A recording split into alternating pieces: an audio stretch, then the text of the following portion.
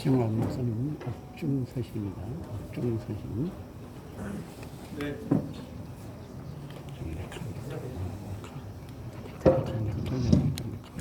네, 이성희 변호사입니다. 정광훈 목사님의 변호인으로서 조금 2시간 전에 정광훈 목사님 접견 과정에서 오늘 대회를 위해서 낭독해 주신 말씀을 제가 적어서 대신 낭독하도록 하겠습니다.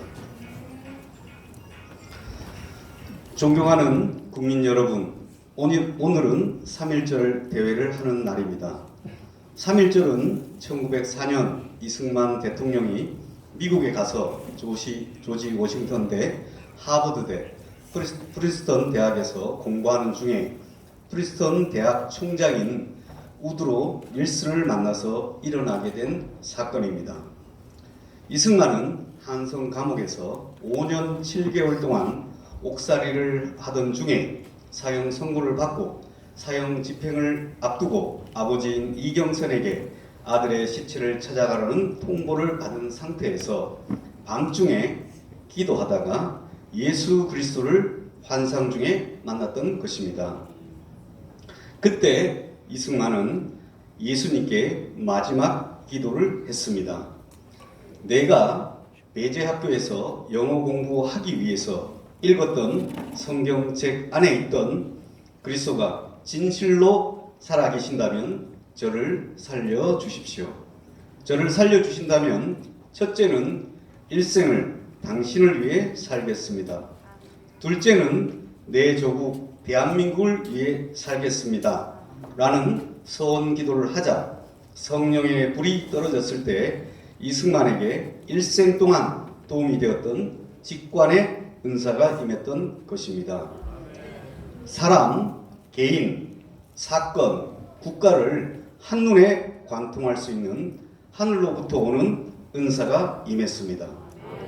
영어로는 인사이드 아웃이라고 합니다. 그 사건 때문에 이승만의 대표작인 재팬 인사이드 아웃이라는 불멸의 책을 쓸 수 있었습니다. 그때 임한 직관의 은사가 프린스턴 대학에서 우드로 윌슨을 볼 때 또 작동하기 시작했습니다. 이승만은 반드시 저 사람은 총장으로 끝나지 않고 미국의 대통령까지 된다고 하는 직관을 가지게 되었습니다.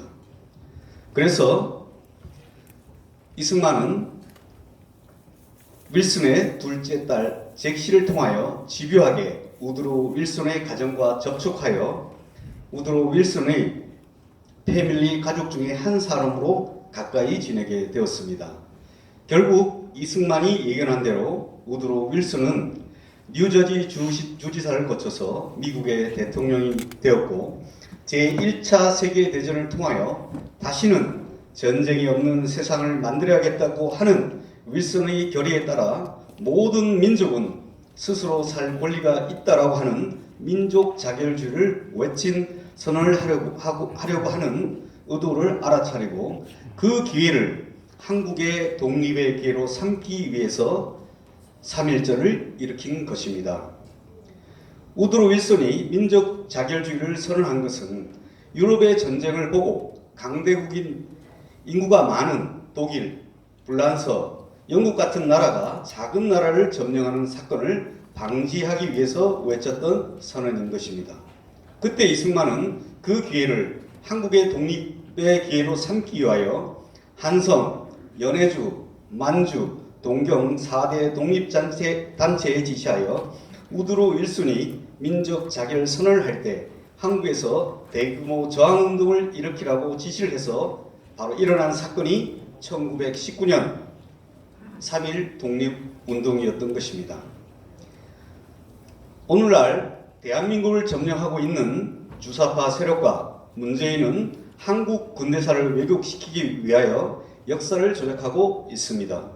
문재인은 지난 3.1절 대회사를에서 1948년 8월 15일 건국을 인정할 수 없다고 공식 선언하였고 대한민국이 세워진 원초적 사건은 상해 임시정부로 봐야 된다고 주장했으나 이승만을 지우기 위해 1948년 8월 5일을 건국을 인정할 수 없다라고 선언했고 상해 임시정부로 근원을 옮겼지만 거기도 이승만이 버티고 있었습니다. 왜냐하면 당시 이승만은 상해 임시정부의 대통령이었습니다. 그러자 문재인은 1919년 3.1 독립운동으로 국가의 시작을 다시 옮겼습니다. 그러나 진실한 사건은 3.1 독립운동도 이승만에 의해서 일어났다는 역사적 사실을 왜곡시키려고 하고 있습니다. 존경하는 국민 여러분, 문재인은 평양에 가서 평양 시민들에게 나는 남쪽 정부의 대표자로 왔다라고 선언한 것은 아직도 한반도에는 국가가 세워진 적이 없고 남쪽에는 남쪽 정부, 북쪽에는 북쪽 정부만이 세워졌다는 것을 말하기 위하여 했던 말인 것입니다.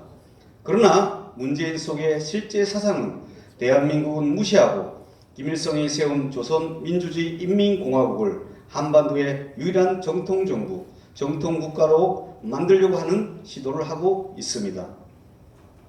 문재인은 평창 동계올림픽에서 내가 가장 존경하는 한국의 사상가는 신영복이라고 선언한 후부터 서독의 감첩 윤희상의 묘지에 부인을 보내 참배를 시키는가 하면 6.25의 3대 전범 김원봉을 국군 창설 유공자로 국민훈장을 추수하려 하다가 국민의 저항에 부딪혀 잠시 뒤로 미루고 있는 상태입니다. 그 후 완전한 공산주의자인 조국을 법무부 장관으로 세워 공산주의를 실현하기 위해서 시도하다가 작년 10월 3일 광화문 이승만 광장으로 모이던 국민 저항에 부딪혀 저지당하자 추미애를 법무부 장관으로 세워 공산주의의 가장 기본 단계인 국가의 모든 땅을 국가가 관리해야 한다고 주장하고 있습니다. 청와대 비서실에서는 대한민국의 모든 주택은 국가 지정대로 해야 한다고 말하는가 하면 이 모든 것들의 최후 마지막 선언은 민주당 원내대표 이인영에 의하여 선포되었습니다.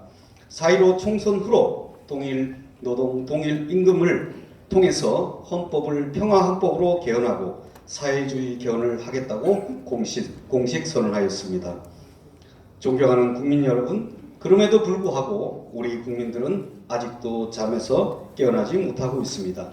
문재인이 문제가 아니라 이미 주사파에게 점령당한 국민들의 정신 상태가 더 큰 문제인 것입니다.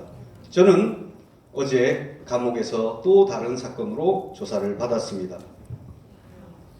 환기총에 공금을 횡령했다고 하는 전혀 또 다른 사건으로 덧붙여 처벌하려고 하고 있습니다. 환기총은 제가 취임했을 때 횡령할 돈이 전혀 없었습니다. 왜냐하면 재정이 오히려 마이너스 상태에 있었고 그 상태에서도 환기총 재정을 여러 곳에서 차압이 되어 있는 상태였습니다. 그 후로 제가 진행했던 취임식을 비롯하여 15개 행사는 정체가 우리 교회와 제가 지원받은 선교비로 진행하였던 것입니다. 행사를 통하여 환기총으로부터 지원받은 금액은 10%도 되지 않습니다. 그럼에도 불구하고 저를 보고 행사를 통하여 많은 이익을 만들어 횡령했다고 고발해서 거기에 대한 조사를 받게 되었고 그 조사 결과 해와경찰서 4명의 경찰관들의 의혹들이 모두 다 해소되었습니다. 앞으로도 5건의 조사를 더 받을 것입니다. 내일도 왜 자유일보를 찍었느냐는 것을 가지고 선거법 위반으로 또 조사를 받게 될 것입니다. 이와 같은 고소 고발은 수십 개, 수백 개로 계속 늘어날 수도 있습니다. 문제는 결국 정광훈 하나만 감옥에 가두어 놓으면 모든 것을 문재인의 뜻대로 할 수 있다고 착각하고 있는 것입니다. 광화문 집회와 주일 집회, 청와대 광화교회까지 완전 폐기시켰습니다. 지금도 제가 애국운동을 다시는 하지 않겠다라고 굴복을 하면 당장이라도 나갈 수 있겠지만 저는 결코 뒤로 물러서지 않겠습니다. 저는 감옥에서 이대로 죽을지라도 물러서지 않겠습니다. 어제도 아침 기도 중에 유관순이 사형당하기 직전에 마지막 진술한 것을 묵상했습니다. 조국을 위해 바칠 생명이 하나밖에 없는 것이 한이로다 라는 말씀을 묵상하면서 그 심정을 공유했습니다. 문재인이 착각하는 것은 저 하나를 제거한다고 대한민국의 공산주의를 실현할 수 있다고 생각하겠지만 이미 대한민국은 70년 동안 자유민주주의, 자유시장경제, 한미동맹, 기독교 입국론으로 살아왔고 이 건국 정신은 국민들의 피 속에 뼈 속에 녹아있기 때문에 막상 문재인을 따르는 백개문이라도 할지라도 문재인의 마지막 단계인 국가를 해체하고 북한으로 편입하려고 할 때에는 그들까지도 강력한 저항으로 일어날 것입니다. 존경하는 국민 여러분, 그러나 그때 가서 저항을 하면 많은 희생과 피흘림이 일어날 것입니다. 특별히 자신을 좌파라고 생각하고 맹목적으로 문재인을 추종하는 백개문 세력일지라도 그때 가서 사실을 안다면 때가 이미 늦은 것입니다. 우리는 과거의 민족사에서 실수한 많은 실수를 가지고 있습니다. 우리나라는 이스라엘 민족과 더불어 세계에서 가장 뛰어난 민족이지만 한 가지 아쉬운 것은 나라가 망할 때까지 사실 파악을 하지 못하고 가만히 있다가 그 후에 희생을 치르고 저항한다는 사실입니다. 바로 임진왜란이 그랬고 병자호란이 그랬고 그 뒤에 일어난 6.25가 그랬고 오늘날 문재인의 국가 해체 행위에 대해서도 국민들이 전혀 눈치를 채지 못하고 있습니다. 어제 저를 조사한 해와경찰서 4명의 수사관들에게 조사가 끝난 후에 5분 동안 제가 질문을 했습니다.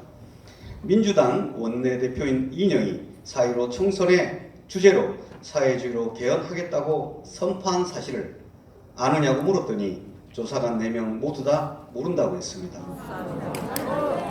다시 물었습니다. 박헌영이 누구냐고 물었습니다. 단 한 명도 모른다고 했습니다.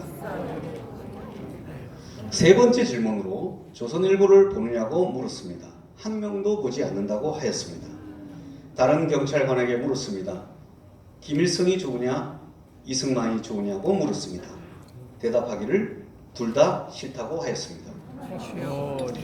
이것이 국민들의 정신 상태라면 저도 감옥에서 같이 있을 무슨 의미가 있겠습니까? 저도 저 개인을 생각한다면 저 자식을 데리고 미국에 가서 목회를 하다가 하늘나라로 가면 좋겠지만 국가를 김정은에게 넘겨주고 살 수 없기 때문에 저는 문재인과 투쟁하기 위하여 감옥에 와 있습니다. 존경하는 국민 여러분, 이번에 일어난 문재인 사태는 건국 70년 만에 일어난 가장 큰 국가 해체, 북한 편입, 중국, 러시아로 가려고 하는 사건입니다. 존경하는 국민 여러분, 아직도 잠에서 깨어나지 못하십니까? 저는 한국교회를 대표하는 한기총 제26대 대표회장으로서 선지자적 사명을 다하려고 생명을 던져 투쟁하고 있습니다. 선지자는 앞으로 되어질 일을 먼저 보는 분입니다. 본다는 것입니다. 두고 보십시오. 대한민국이 이대로 가면 반드시 망할 것입니다. 이제 여러분들은 문재인을 끌어내고 4.15 총선에서 대통령 선거와 총선을 함께하여 위대한 대한민국을 지켜내시든지 아니면 김정은 치하에 사시든지 두 가지 선택 중 하나를 선택해야 할 것입니다. 3.1절을 맞이한 위대한 대한 국민 여러분, 이와 같이 거대한 일은 몇몇 사람이 한다고 해서 되어지는 것이 아닙니다. 전 국민이 동시에 일어나서 문재인을 끌어내야 할 것입니다. 3.1절을 맞이하여 일주일 안에 이 일을 완성하기 위하여 5천만 국민들은 일시에 일어나기를 호소합니다. 문재인은 자신의 범죄 행위를 숨기기 위하여 중국 바이러스를 고의적으로 방치하여 자신의 실정과 국가 해체를 숨기고 있습니다. 한국이 감염 환자가 중국을 추월했음에도 불구하고 예방 마스크를 중국에 300만 장을 500만 달러를 지원하고 한국에는 마스크가 없어서 난리가 났습니다. 저 사람이 대한민국의 대통령인지 간첩인지 구분해내야 할 것입니다. 중국 바이러스보다 더 무서운 것은 문재인 주사파 바이러스인 것입니다. 이미 문재인의 주사파 바이러스에 감염되신 국민들은 자가 확진을 통해서 문재인 바이러스를 쳐내고 여러분의 정신건강을 지켜내주시기 바랍니다. 이제 시간이 없습니다. 결단해야 합니다. 이승만 대통령의 연설 마지막을 인용하겠습니다. 내가 여러분에게 전하는 소식은 생명의 소식이요 자유의 소식이니 2천만 동포들은 이 말을 전하시오. 모든 이로 하여금 이 사실을 알게 하시오. 분투하라, 싸워라, 이겨라. 존경하는 국민 여러분, 반드시 승리합니다. 국민혁명 의장 전광훈 드림.